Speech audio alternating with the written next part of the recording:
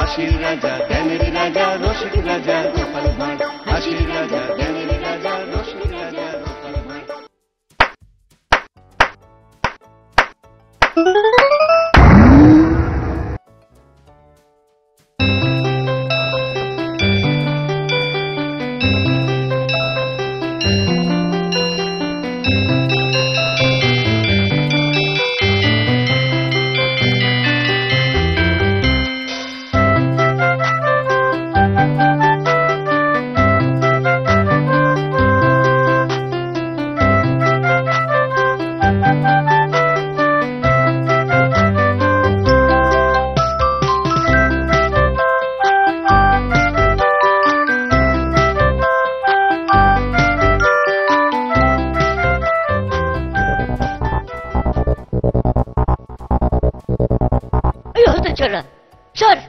বলছি দিলি তো আমার কাজটা নোংরা করে আমাকে আবার সব পরিষ্কার করতে হবে।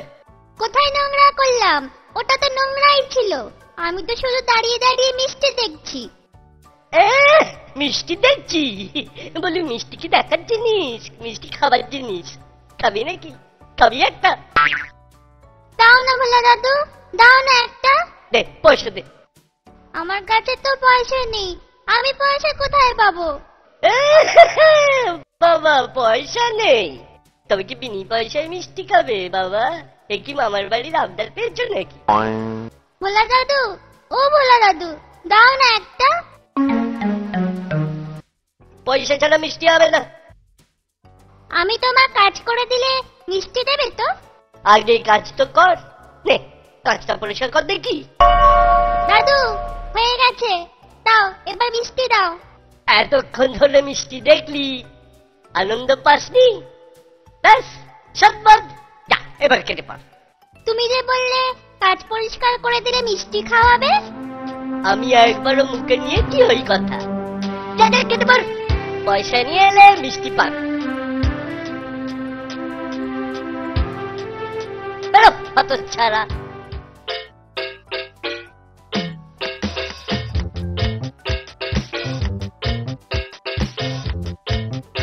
ভোলা দাদু, এই নাও 1 পয়সা, দাও এবার মিষ্টি দাও। কি মিষ্টি নিবি? সন্দেশ, সন্দেশ দাও। রসগোল্লা তৈরি হচ্ছে, গন্ধ পাচ্ছিস? হ্যাঁ, খুব সুন্দর গন্ধ ছাড়ছে গো। এই নে সন্দেশ নে।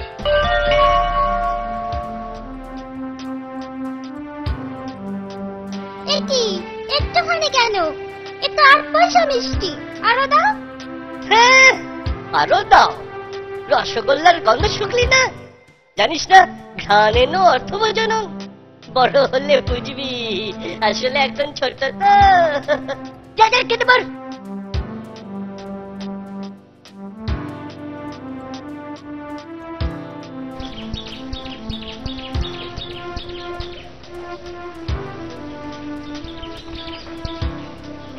কিরে বোচা, তোর বন্ধুরা সব কোথায়? ওরা সব মাঠে খেলছে। তুই খেলছিস না কেন? তোকে ওরা খেলতে নেয়নি বুঝি? না দাদু, আমার খেলতে ইচ্ছে করছে না। কেন রে? বাড়িতে বকেছে? পণ্ডিত মশাই ঠেঙিয়েছে বুঝি? তাই মন খারাপ।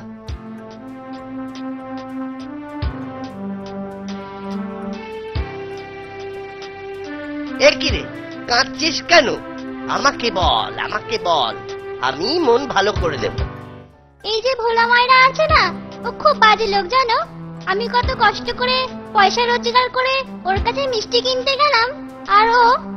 হ্যাঁ আরো দাও। রসগোল্লার গন্ধ শুকলি না? জানিস না ঘ্রাণে নো অর্থ বোঝানো? বড় হলে বুঝবি, আসলে এখন ছোট তো। যা যা খেতে পার। দাদু, আমার একটা আবদার আছে। না না, দাবি আছে। বল, বল কি দাবি তোর? ভোলা ময়দার মিঠাই বিনি পয়সায় খাওয়াতে হবে, বিনি পয়সায় কিন্তু। কেন বিনি পয়সায় কেন? ওকে জব্দ করতে হবে না? কিন্তু তার আগে বলতো দেখি আমায়, তোর কোনো দোষ ছিল না তো? না দাদু, সত্যি কথা বলছি, আমার কোনো দোষ ছিল না। ঠিক আছে, যা যা চাইছিস তাই হবে। কাল রোদ পড়লে সবাইকে নিয়ে আসিস, মিষ্টি খাওয়াবো। আমার দাবি মানতে হবে, আমার দাবি মানতে হবে, ভোলা ময়রার মিঠাই বিনি পয়সায় খাওয়াতে হবে, আমার দাবি মানতে হবে। আমি একটু চোখ বুঝবো, কেউ এলে জ্বালিয়ে দিবি। আর খবরদার খোকা, মিষ্টি ছুঁবি না। আচ্ছা তাই হবে, আমি একটাও মিষ্টিতে হাত দেবো না। আমি শুলু, ঘুমে চোখ জুড়িয়ে আসছে। তুই বসে পাহারা দে। আচ্ছা।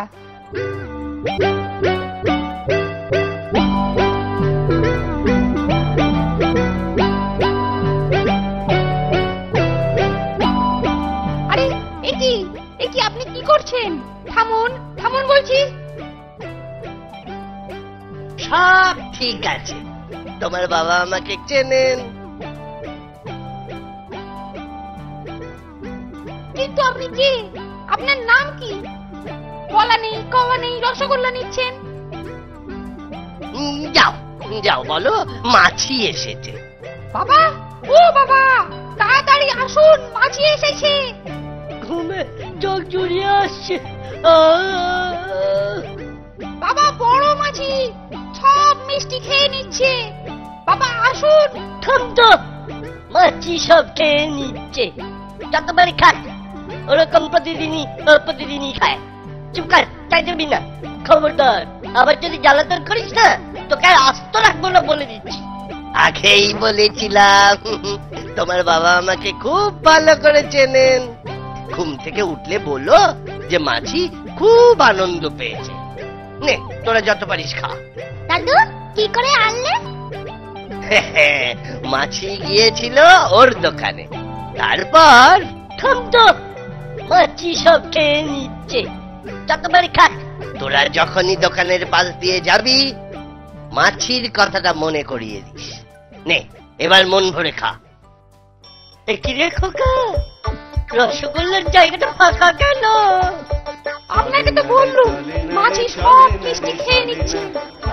সর্বনাশ, হায় হায় হায়, সর্বনাশ হয়ে গেল। এ কি ধরনের মাছি রে খোকা, সব রসগোল্লা খেয়ে গেল। মস্ত বড় মাছি। না না, বুড়ো মাছি। পরিচয় কি তার?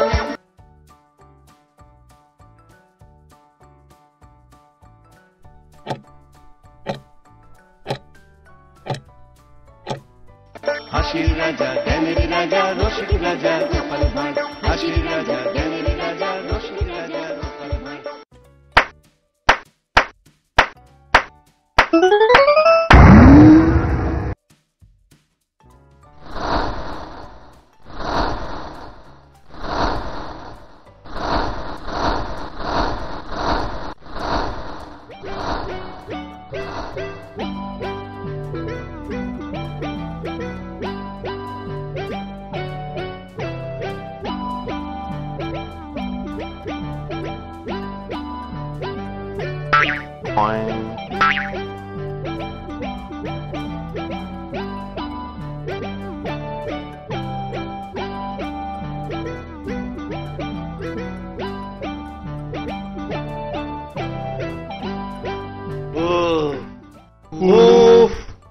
চিন্তার ব্যাপার, চিন্তার ব্যাপার।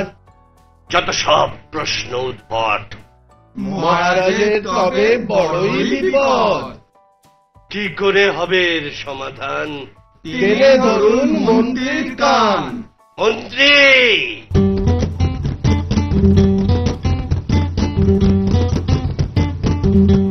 আচ্ছা মন্ত্রী, বলুন মহারাজ। আমার মাথায় কটা চুল বলতে পারো? কেন মহারাজ, উকুনের উপদ্রব? কবিরাজকে ডাকি? আরে না না, তবে কি চুলে পাক ধরেছে? কলপ করার ব্যবস্থা করি। কবেট।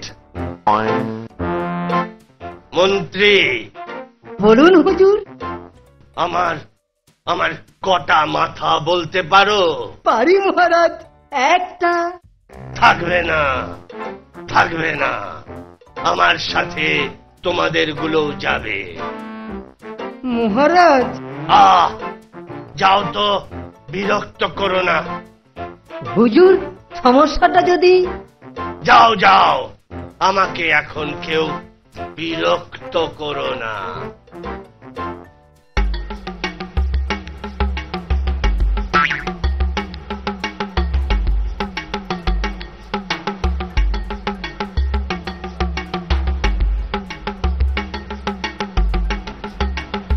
মহারাজ এখন কারোর সাথে দেখা করবেন না।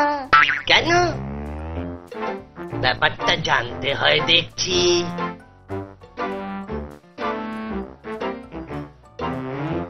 মহারাজ, আমি এসেছি মহারাজ। এখন বিরক্ত করো না, দুশ্চিন্তায় আমার মাথা ঘুরছে। কোন দিকে মহারাজ? গোপাল, এখন ভাঁড়ামি করো না। মহারাজ এখন চিন্তাগ্রস্ত।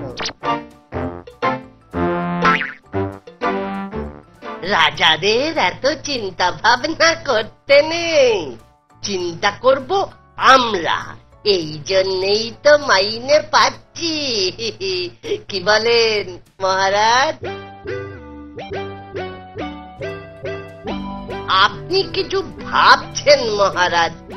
মা কালীর কৃপায় আপনার সব চিন্তাই দূর হয়ে যাবে। আপনি শুধু মা কালীর কাছে প্রার্থনা করুন। একটুও হাসছেন না, ব্যাপারটা তাহলে গুরুতর। মহারাজ, এদিকে একটু তাকান। আপনার প্রিয় গোপালের দিকে একটু তাকান মহারাজ। আপনি যে আমাদের মা বাপ, আপনার চিন্তাটা একবার তো বলুন। হ্যাঁ, কি বলছো? তুমি এখানে কেন? এখন হাসি ঠাট্টার সময় নয়। আমাকে শুধু একবার আপনার সমস্যাটা বলুন, আমি হয়তো এর বিহিত করতে পারবো। না না গোপাল, তুমি ভাঁড়ামি ছাড়া আর কিছুই জানো না। এদিকে আমার জীবন বিপন্ন, তুমি এখন যাও। মহারাজ, এই বিশাল পৃথিবীর থেকেও কি আপনার চিন্তা বিশাল, যার সমাধান আপনার আদরের গোপালের কাছে হবে না?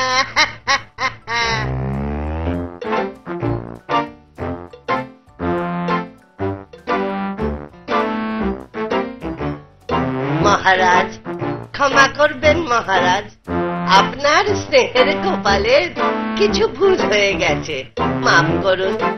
মহারাজ, কাঁদবেন না, আপনার কান্না দেখলে আমাদেরও কান্না পায়। আমার কাছে আপনার চিন্তাটা খোলসা করুন, দেখবেন সব সমাধান হয়ে যাবে। বেশ, তাহলে শোনো। মন্ত্রী, গোপালকে মুর্শিদাবাদের নবাবের ফরমান পড়ে শোনাও, দেখি যদিও কোনো সমাধান করতে পারে। জি হুজুর, কিন্তু হুজুর একটা কথা না বলে পারছি না। গোপাল ভাঁড় চিরকাল ভাঁড়ামি করে এসেছে, এখনো যে ভাঁড়ামি করছে না তাই বা কি করে ভাবলেন? ভাঁড়কে বলেই দেখুন না, ভাঁড়ের বুদ্ধি মন্ত্রীর থেকে বেশি। বেশ, তাহলে শোনো, সমাধান না পারলে কিন্তু শুলে চড়তে হবে। মহারাজ, আপনার জন্য একবার কেন 1000 বার শুলে চড়তেও প্রস্তুত আছি, কিন্তু সমাধান করতে পারলে যা চাইবে তাই পাবে। এবার শোনো, মুর্শিদাবাদের নবাব হুকুম পাঠিয়েছেন লোক পাঠাতে, যে মাপজোক করে পৃথিবীর আয়তন তাকে বুঝিয়ে দেবে। বুঝেছ কিছু?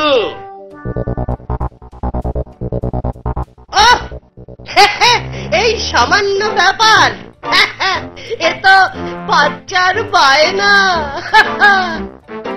তুমি কি বলতে চাইছো? চিন্তায় আমার মাথা খারাপ হয়ে যাচ্ছে। কাকে পাঠাবো?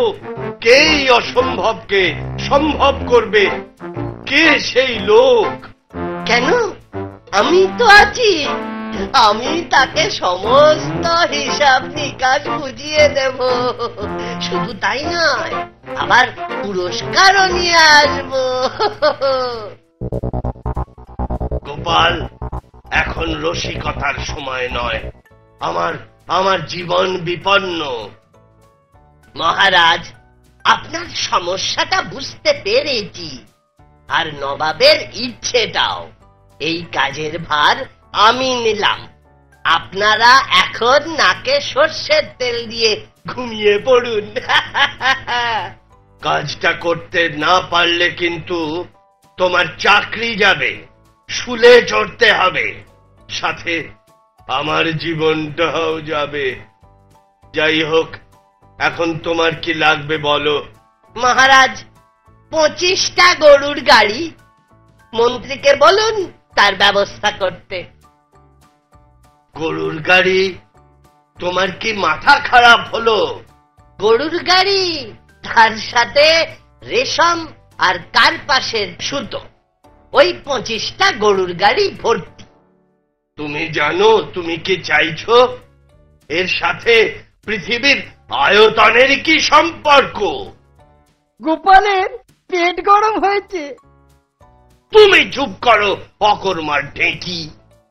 বলো গোপাল, বলো, এর সঙ্গে পৃথিবীর কি সম্পর্ক? সব ঠিক আছে, আপনি নিশ্চিন্ত থাকুন। এবার নবাব বুঝবে কত ধানে কত চাল।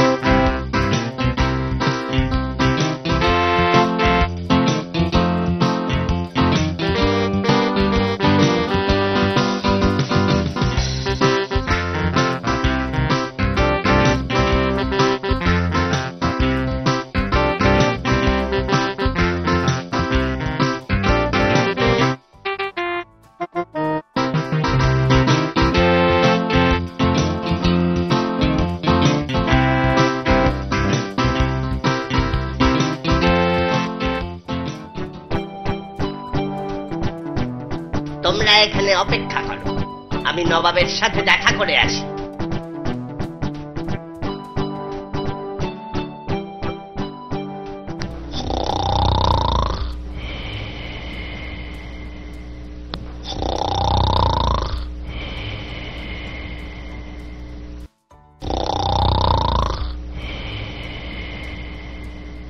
বেটা, আমাদের ঘুম ভাঙিয়ে দিয়ে নিজে ঘুমোচ্ছ। নবাবের জয় হোক, নবাবের জয় হোক। কে তুমি? কোথা থেকে আসছো? মহারাজ, কৃষ্ণচন্দ্র আমায় পাঠিয়েছেন। ও বেশ বেশ, বহুত আচ্ছা। তা তুমি কি ভূতাত্ত্বিক না জ্যোতির্বিদ? হুজুর, আমি বুদ্ধিবিদ। তার মানে? আচ্ছা ছাড়ো, আমার প্রশ্নের উত্তর নিয়ে এসেছো তো? তোমার মাপঝোঁকের যন্ত্রপাতি দেখছি না, সেসব কোথায়? হুজুর, যদি একবার বাইরে আসেন তাহলে আপনাকে সব বুঝিয়ে দেব। বাইরে? বেশ, চলো দেখি। কি ব্যাপার, এত গরুর গাড়ি, এত সব সুতো? প্রথম 14টা গাড়িতে যে সুতো আছে তা হচ্ছে পৃথিবীর দৈর্ঘ্য জানার, আর বাকি 11টা গাড়ির সুতো তার প্রস্থ জানার। এটাই হচ্ছে নির্ভুল মাপ। কিন্তু কিন্তু যদি মাপটা নির্ভুল না হয়? আপনি মিলিয়ে দেখতে পারেন। সব থেকে ভালো হয় যদি আপনি নিজে দাঁড়িয়ে সব ঠিকঠাক মাপিয়ে নেন। আমি হুজুর, একটা গোলা সুতো হাতে করে দেখুন কত ভারী, আর লম্বাতেও মাপুন, তাহলেই ভাবুন এই 25 গাড়ির সুতো। ঠিক আছে, ঠিক আছে, তুমি এবার যেতে পারো। কিন্তু হুজুর, এই কাজের জন্য আমার তো কিছু পুরস্কার প্রাপ্য, আর তাছাড়া সবাই আপনার দানের কত প্রশংসা করে। করে বুঝি? কে আছিস? ওকে এখনই 100 মোহর দিয়ে বিদায় কর। বলো বলো গোপাল, তুমি কি করে এই অসাধ্য সাধন করলে? বেশি কিছুই করিনি, আমি শুধু পৃথিবীর দৈর্ঘ্য আর প্রস্থটা বুঝিয়ে দিয়ে একবার মেপে দেখতে বলেছি। সাবাস সাবাস গোপাল, সাবাস, তোমার তুলনা নেই। আমি যদি নবাবের অন্ধকার মুখটা একবার দেখতে পেতাম। ঠিক দেখার মতো নয়, একে ঠকেছেন তাই 100 মোহরের শোক। তুমি নিজের তো বটেই, আমারও প্রাণ বাঁচালে। তোমার আরো 50 মোহর তোমায় আমি পুরস্কার দিচ্ছি। মহারাজের জীবনের দাম 50 মোহর। গোপাল, জয় হোক জয় হোক জয় হোক মহারাজের।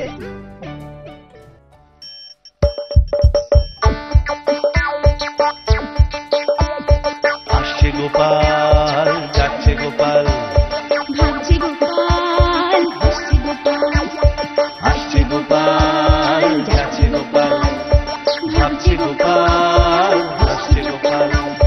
যুগের পরে যুগ কেটে যায়, মানুষ তাকে ভোলে না। যুগের পরে যুগ কেটে যায়, মানুষ তাকে ভোলে না। চলে না রে, চলে না রে, চলে না রে, চলে না, চলে না রে, চলে না রে, তাকে ছাড়া চলে না। এসে পরিচয় কীর্তন, হাসির রাজা, জ্ঞানের রাজা, রসিক রাজা, গোপাল ভাঁড়। হাসির রাজা, জ্ঞানের রাজা, রসিক রাজা, গোপাল ভাঁড়। হাসির রাজা, জ্ঞানের রাজা।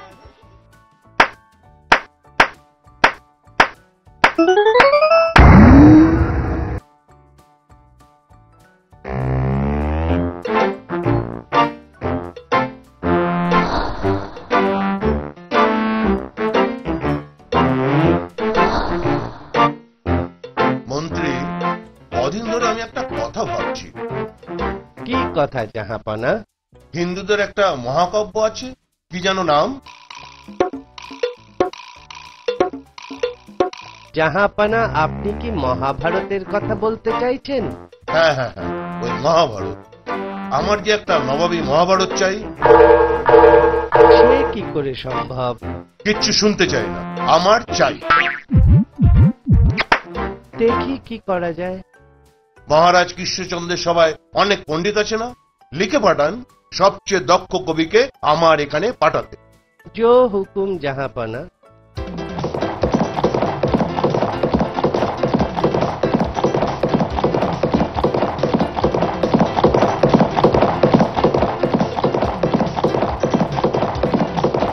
মহারাজ, নবাবের চিঠি এসেছে।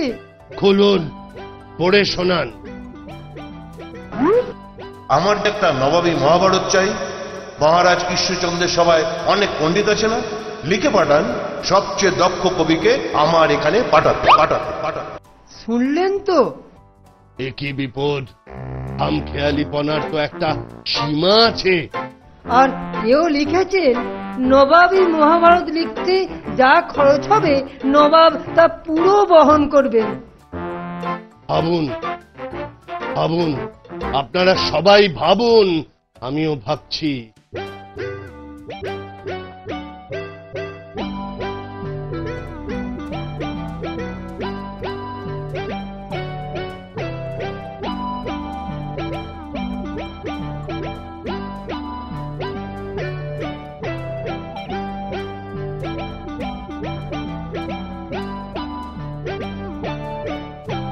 সভাকবি, সভাপণ্ডিত, উপায় একটা বার করুন। কিছুই বুঝতে পারছি না, নবাবের নামে কি করে মহাভারত হতে পারে। সভাসদগণ, কিছু উপায় হলো?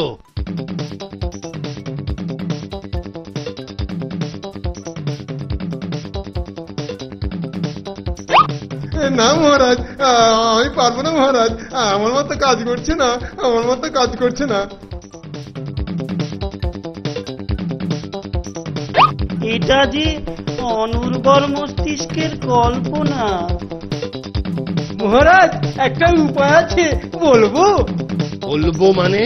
শিগগিরই বলুন।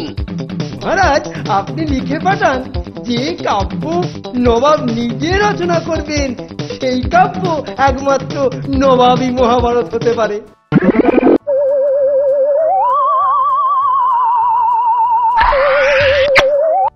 কি বললে? কিছু না মহারাজ, আমি বলছিলাম গোপাল এসেছে, আপনার প্রিয় গোপাল।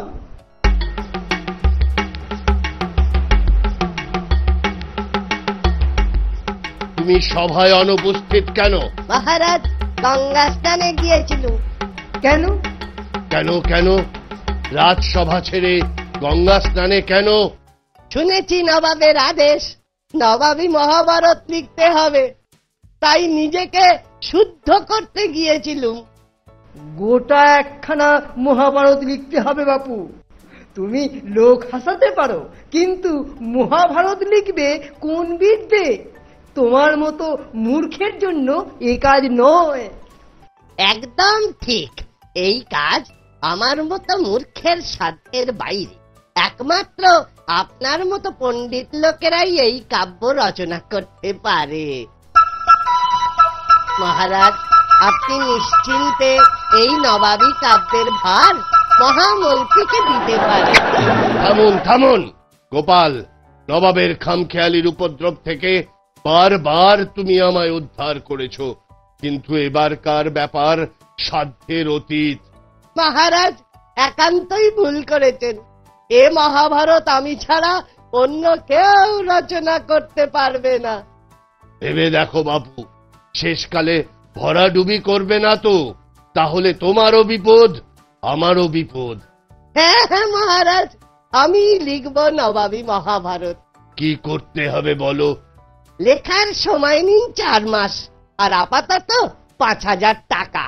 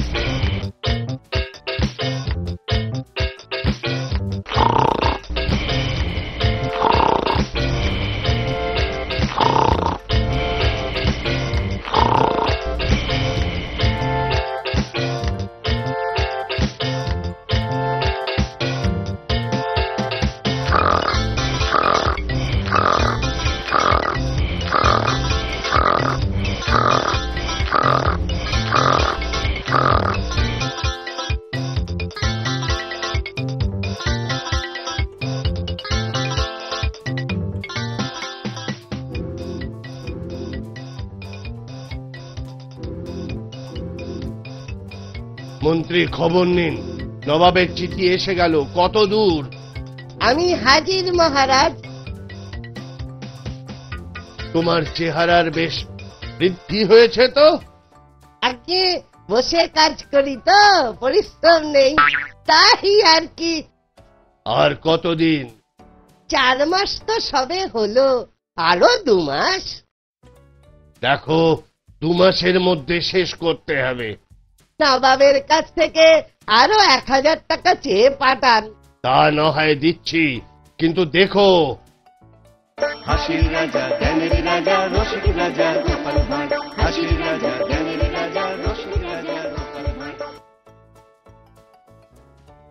হাসির রাজা, জ্ঞানের রাজা, রসিক রাজা গোপাল ভাঁড়। হাসির রাজা, জ্ঞানের রাজা, রসিক রাজা গোপাল ভাঁড়।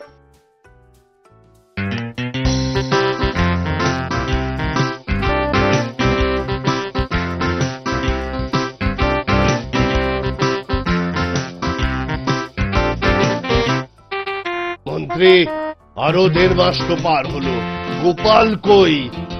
ওই ওই আসছে গোপাল। ওগুলো কি? 4টে বস্তা কেন?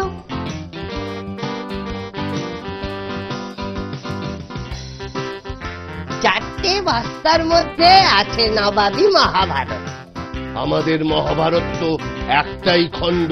এটা নবাবী মহাভারত তো, তাই অনেক খণ্ড। এত মোটা আর এত ভারী যে বস্তায় নিতে হলো।